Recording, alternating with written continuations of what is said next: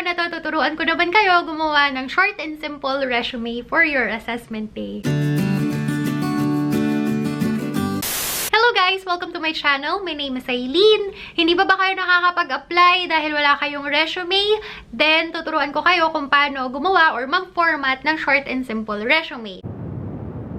Hindi nyo kailangan na mahabang resume, guys. The perfect resume is 1 page lang. 1 to 2 pages, 2 page max. Kasi kapag mas mahaba doon, hindi na nila babasahin yon. Lalo na kung irrelevant naman yung mga information. Pero guys, meron kasi tayong tinatawag na open day at saka assessment day. For assessment day, most of the time, invitation only lang siya. So, ibig sabihin na kapag pasa ka na ng resume online, tapos kaya kanila in-invite kasi nagustuhan nila yung resume mo. Pag ganon, kailangan mo ulit magdala ng resume, pero same resume, okay na yon. Doon ka pupunta sa office or kung ano yung sasabihin nila sa'yo na address na pupuntahan mo. So, doon yun. Pag sinabi naman na open day, most of the time ginaganap to sa hotel. Ito yung mga panahon na sobrang haba ng pila. Kasi ano siya, open siya for all. Open day. Kaya ibig sabihin, kapag si assessment day, medyo konti lang yung pupunta kasi invitation only siya. Kapag open day naman, libo-libo yung mga magiging applicant kasi nga open siya for everyone. Kaya imagine guys, ilagay mo yung sarili mo dun sa position ng recruitment team. Kunwari, part ka nila. Tapos, itong mga pumasok, yung mga ini-interview mo, ang mga resume nila is mga 3 to 4 pages. Wala ka naman na talagang time para basahin isa-isa yung 4 pages na yun. Ang mangyayari lang yan is, isa-scan mo lang siya ng isa-scan. And syempre, meron tayong mga information sa ating resume na gusto mo talaga na babasa niya kasi sobrang relevant niya. Pero dahil masyado kang maraming inilagay na irrelevant information dun sa resume mo, hindi nag-stand out yung mga relevant information. So, on this video, tuturuan ko kayo kung paano ma-avoid yun.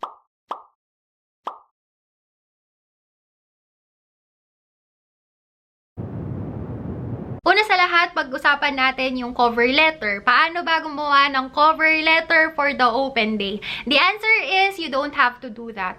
Again, for the open day, maraming applicant yung pupunta and meron lang silang ilang segundo para i-scan yung resume mo. So, kung meron lang silang ilang segundo para i-scan yung resume, sa tingin mo ba meron din silang time para basahin yung cover letter? So, the answer is no. On my part, on my experience, never akong gumawa ng cover letter kasi never naman siyang kinailangan. Unless, hihingan nila kayo ng cover letter, which is more likely kung pupunta kayo sa assessment day. For me, meron akong mga experiences na pumunta ako sa assessment day and again, hindi naman nila ako hinanapan ng cover letter. Kung nasa sa inyo yon kung gusto nyo gumawa ng cover letter, pero you don't really have to. First part ng resume natin is yung personal information. Syempre, nangunguna na dyan yung full name mo, your contact number. You have to make sure na natatawagan tong number na to. Kung meron kayong landline, isama nyo yung landline. Pero kung cellphone lang, sige, ilagay mo yung cellphone. And para sure, guys, ilagay nyo 2 cellphone number. Kung yung cellphone number ninyo, tapos yung cellphone number ng mama mo or yung kapatid mo, para just in case lang natatawag sila, tapos hindi ka available, meron silang another person na matatawagan. Kasi yung nangyari sa akin, hindi ko nasagot yung tawag. Kaya sobrang tagal bago ko natawagan ulit. Para ma-avoid nyo yun, guys, lagay kayo ng 2 contact number. After contact number, pwede kayo maglagay ng address. Pero kung masyadong mahaba yung home address ninyo, hindi nyo naman siya kailangang ilagay ng buo. Kasi hindi naman nila kayo susunduin sa bahay. Kaya okay lang yan. Kahit ilagay nyo lang yung konting information lang pagdating sa address. Basta meron lang address na nakalagay, okay na yun, guys. Yung email address naman, you have to make sure na professional yung email address ninyo. Kasi paano kung nakalagay dun sa email address ninyo, mga foxy_red panties. Diba? Parang hindi naman siya professional tignan. So, gawa kayo ng email address na, ano lang, last name, firstname@gmail.com or last name or full name ninyo at gmail.com. Yung ganun lang. Wala yung mga Hello Kitty _chuchuchuchenes, ganyan. 168666, yung mga ganon. Wag ganon. So, make it professional din. So, kung professional kayo tignan, pagdating naman sa email address ninyo, parang ano to? Bakit ganito? Wag ganon. Okay?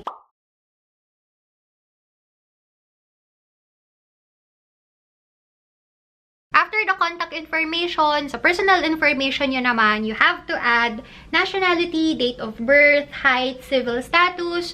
Nasa sa inyo kung gusto nyong isama yung religion. For languages naman, kung kaya nyong magsalita ng minimum 3 languages, yung 3 pataas, isulat nyo kasi magandang ano yun eh, maganda siya sa records. Pero kung kagaya ko na Filipino-English lang yung kaya na read and write yung fluently, you don't have to add the languages. Kasi pampadagdag lang ng ano yan, pampadagdag lang ng space yan. For personal information, yun lang. Hindi nyo na kailangan maglagay ng pangalan ng parents ninyo, kung ano yung trabaho nila, and huwag kayong tatawa pero meron ako mga nakikita na resume na ganun. Yun lang guys, for personal information, yun lang yung kailangan.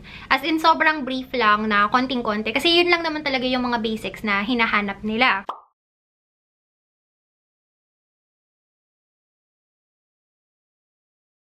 For the picture, hindi nyo kailangan mag-print ng picture sa resume ninyo. Kasi kaya nga nanghihingi sila for the, isa sa mga requirements is yung passport photo at saka whole body photo. Yung passport photo, ano yon, i-attach nila yon sa resume mo. Hindi mo kailangan i-attach yung passport photo. Sila yung gagawa nun para sa'yo. Okay? After the personal information, lagay natin yung career overview. Pagdating sa career overview, guys, ano lang yan, siguro mga 1 to 2 sentences lang na short explanation lang ng experiences mo, yung mga competencies mo, and how it's related to customer service, and paano ka magiging magandang asset sa kanilang team.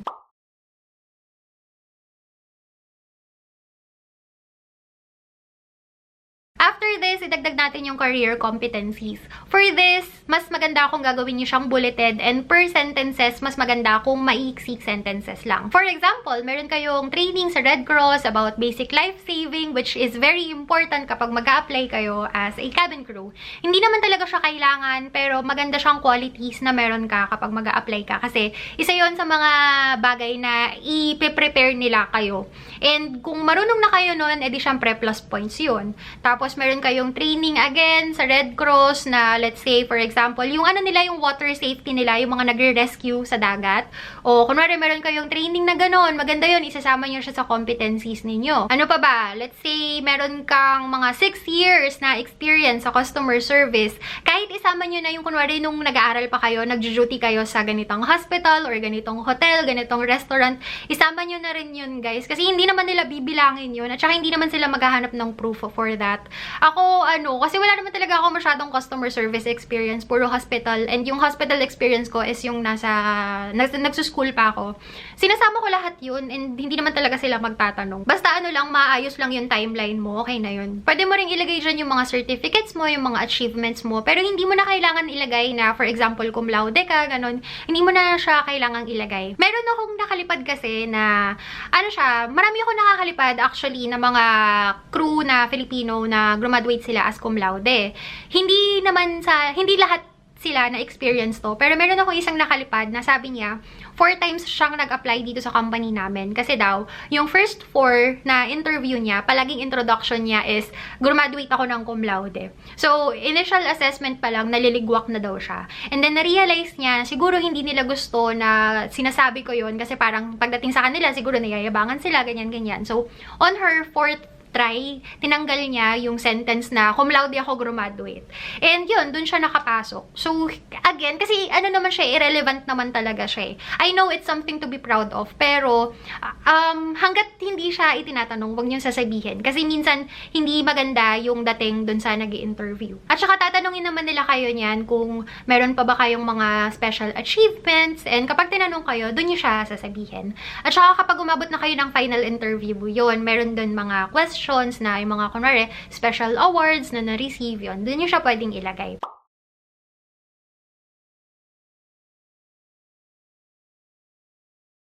And then, yung sa educational attainment. For educational attainment, ang kailangan lang yung university. Huwag niyong ilalagay yung elementary, high school, hindi na kailangan yun. University lang. Tapos, ilalagay niyo lang doon kung nakagraduate ba kayo, kung ano yung course ninyo. So, dito niyo na ilagay. Kung kunwari, graduate kayo ng cum laude, edi go ahead, lagay niyo dyan. Kung meron kayong license, licensed nurse kayo, licensed architect, licensed chuchu, ganyan. Ilagay niyo din doon. Okay yun, maganda yun. Pero hindi niyo na kailangan gawin na sobrang detail. detailed. Ang kailangan lang is yung kung ano yung course ninyo, kung anong school year siya, kung nakagraduate kayo, kung bachelor's degree ba siya, kung ano lang, yung mga basic or important information lang.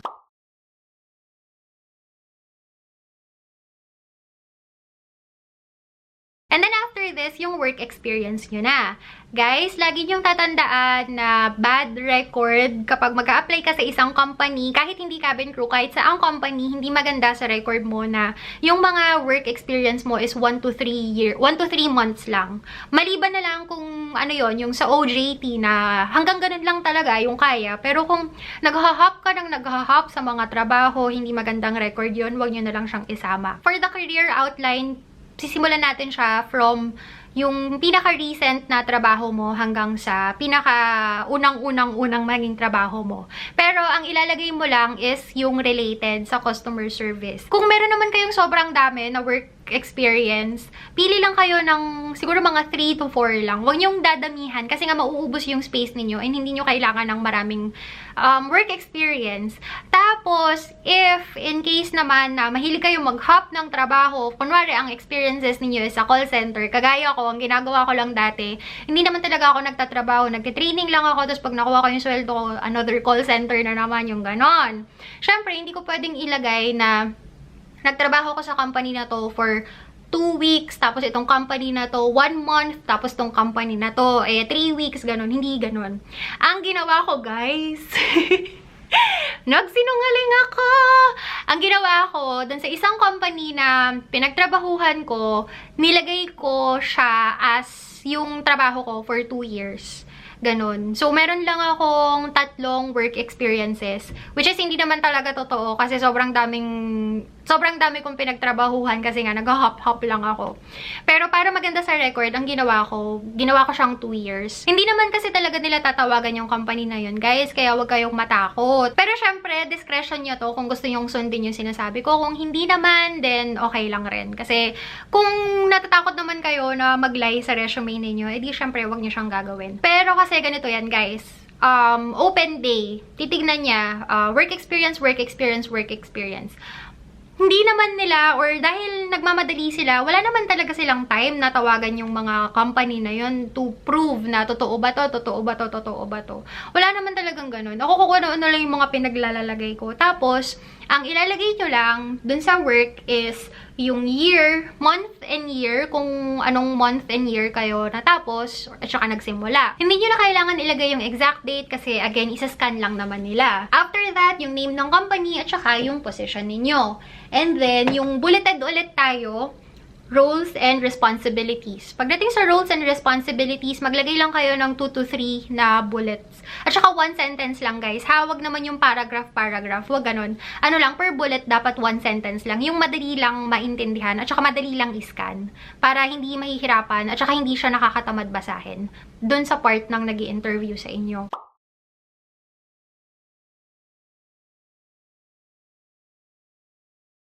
That's it, guys. Lagi niyong tatandaan for assessment, especially the open day, ang kailangan nyo lang ay short and simple resume. Hindi nyo kailangan ng sobrang detailed na resume.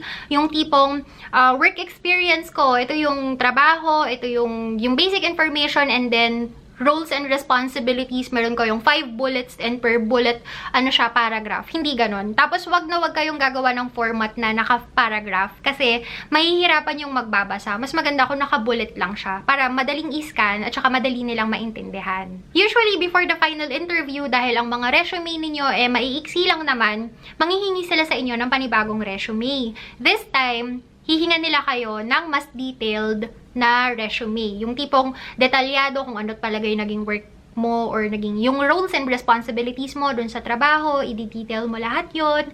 Tapos yung sa school, ganito, ganyan, experiences and all. So, dun pa lang kayo gagawa ng, let's say, 2 to 3 pages na resume. Pero for an open day and for assessment day, you don't have to kasi again, wala naman silang time at saka wala rin talaga silang pakialam. Hindi talaga nila yun i-check. On my experience, pagdating sa open day, palagi, ang ginawa lang, nakikita ko lang, nagsascan lang sila, tapos wala pang isang minuto, basa lang, titignan lang yung pangalan, height, birthday para makita kung anong age mo. And then, nagtitingin lang sila kung anong year, ilang year yung customer service experience mo. Yun lang naman talaga yung important na information na kailangan nila. Hindi nila kailangan malaman kung ano ba yung magmula sa pinakakatiting na roles and responsibilities mo dun sa previous job mo, kung ano yung mga naging problema mo dun, ganito, ganyan. Hindi naman talaga kailangan. Yung mga ganong klaseng format ng resume, gagawin mo lang yon kapag hiningi nila for the final interview. Okay po! Sana may natutunan kayo. This is our last video para dun sa part 2 ng ating cabin crew series. On our next video, magsisimula na tayo sa part 3, which is yung mismong assessment na. So, tuturuan ko kayo, bibigyan ko kayo ng mga tips para sa open day, para sa video interview, para sa group dynamics, final interview, lahat tuturuan ko kayo. Thank you so much for watching, guys, and have a good day. Bye!